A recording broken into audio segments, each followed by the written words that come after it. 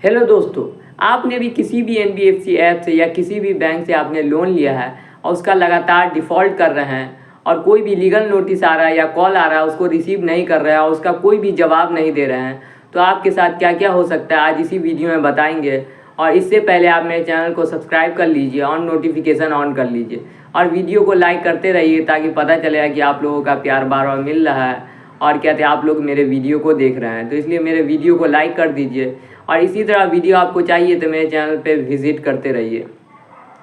अब बाकी कोई भी दिक्कत होता है तो आप कमेंट सेक्शन में पूछ लीजिए। तो दोस्तों, अगर क्या है कोई भी कॉल आता है या लीगल नोटिस आता है तो आप क्या कर सकते हैं, कोई भी कॉल आएगा तो उसको एक दो बार रिसीव कर लीजिए ताकि ये पता चल जाए कि उसको क्या किस लिए कॉल कर रहा है, किस वजह से कॉल कर रहा है और उसको ये बता सके कि मान लीजिए आपको क्या तो कोई दिक्कत है, किस वजह से आप पेमेंट नहीं कर रहे हैं। मान लीजिए आपका फाइनेंशियल कंडीशन ठीक नहीं है या कोई और भी रीज़न हो सकता है, तो उस वजह से आप पेमेंट नहीं कर रहा है, तो ये बात आप उसको बता दीजिए ताकि वो आपको बार बार कॉल नहीं करे और बार बार परेशान नहीं करे। और क्या होता है, अगर वो आपका बात नहीं सुनता है, लगातार वो लड़ाई के मूड में रहता है या तो झगड़ा करने के मूड में रहता है, अब बार बार कुछ कुछ बोलता रहता है, तो आप क्या करिए, डायरेक्ट कंपनी को मेल कीजिए और उससे कोई भी बात नहीं कीजिए और कंपनी को मेल करिए। क्योंकि वो वैसे भी वो रिकवरी एजेंट रहता है तो ऐसे बदतमीजी करेगा ही, क्योंकि उसको तो कमीशन मिलता है, तो उसको किसी तरह आपसे लोन निकलवाना रहता है, इसी वजह से वो तो बदतमीजी करेगा। लेकिन आपको अच्छे से बात करना है और क्या है, अगर वो नहीं ऐसा करता है तो आप जो है ना कंपनी को मेल करिए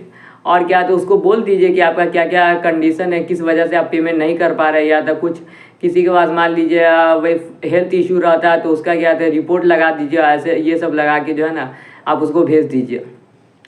और दूसरा एक और क्वेश्चन रहता है, मान लीजिए रिकवरी एजेंट हमारे घर आ रहा है, बार बार रिकवरी एजेंट विजिट कर रहा है, तो हम क्या करें। तो दोस्तों, कोई भी रिकवरी एजेंट आपके घर विजिट कर रहा है आपको परेशान करने के इरादे से और वो कंपनी वाला वो रिकवरी एजेंट को भेज रहा है, तो आप उसको बोलिए आप विजिटिंग लेटर और ID कार्ड दिखाने के लिए। और ज़्यादातर क्या आते वो उसके पास तो रहता नहीं है, मान लीजिए किसी के पास इक्का दुक्का किसी के पास अगर रहा तो यानी वो जेन्युइन है, यानी वो सही में क्या तो वो रिकवरी एजेंट सही है। लेकिन ऐसा तो हो ही नहीं सकता कि कोई भी रिकवरी एजेंट के पास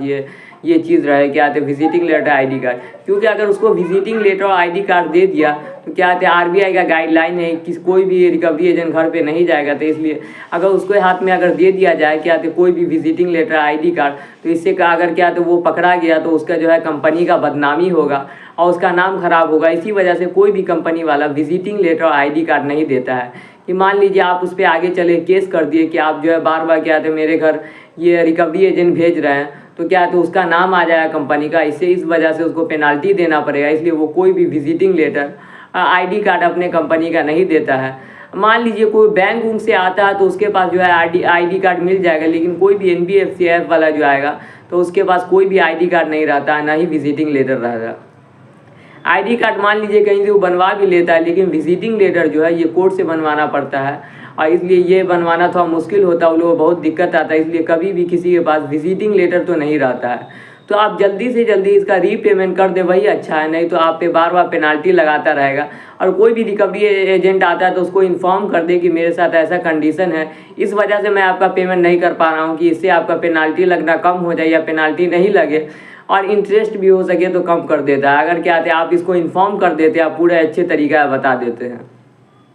और उसके बाद अगर मान लीजिए आप बहुत ज़्यादा दिन हो गया 5-6 महीना और क्या था अभी आप परेशान हैं, लोन का रीपेमेंट नहीं कर पा रहे हैं, तो 5-6 महीना तो कुछ दिन और रुक जाइए, 1-2 महीना, तो उसके बाद जो है कंपनी वाला खुद परेशान हो गया, आपको हो सकता है लोन सेटलमेंट का भी ऑफ़र दे दे। तो इसीलिए आप इतना मत परेशान होइए। आप आगे चल के अगर ज़्यादा लेट हो जाता है आपको और क्या था कोई फाइनेंशियल कंडीशन ठीक नहीं हो पाता, तभी तो आखिरी में आके जो है आपके साथ लोन सेटलमेंट का भी ऑफ़र आ सकता है, तो आप लोन सेटलमेंट कर सकते हैं। लेकिन आप जाके मत बोलिए कि मेरा लोन सेटलमेंट करना है, उन्हीं को बोलने दीजिए कि इससे क्या होगा कि वो ज़्यादा अच्छा ऑफ़र देंगे।